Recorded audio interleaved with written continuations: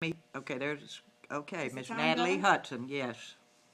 Have you or someone you know suffered from physical, emotional, or verbal abuse? According to the Domestic Violence Resource Center, between 600,000 and 6 million women are victims of domestic violence each year, and between 100,000 and 6 million men, depending on the type of survey used to obtain the data. I chose this topic because I'm always seeing situations on the news involving abuse. I get so sick and tired of looking at it. I want my audience to know that no matter what the situation may be, abuse is not the answer.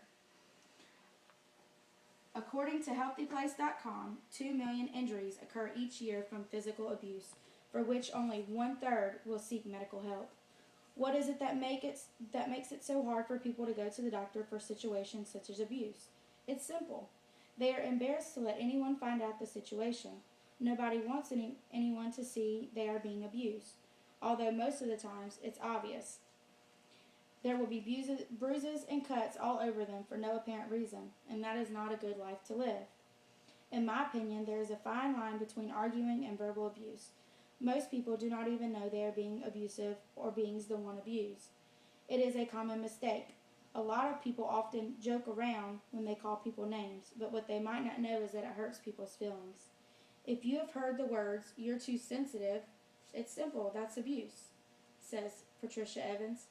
So with that being said, please consider how others feel before you say mean things. Words can last for a lifetime.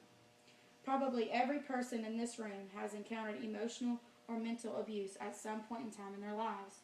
Doesn't it feel awful to have your feelings hurt? According to Stephen Straussney, emotionally abusive behavior is anything that intentionally hurts the feelings of another person. Straussney is a credible source. He has a PhD degree in mental behavior.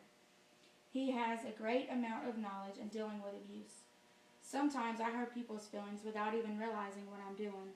It is not intentional. To me, verbal abuse and emotional abuse go hand in hand.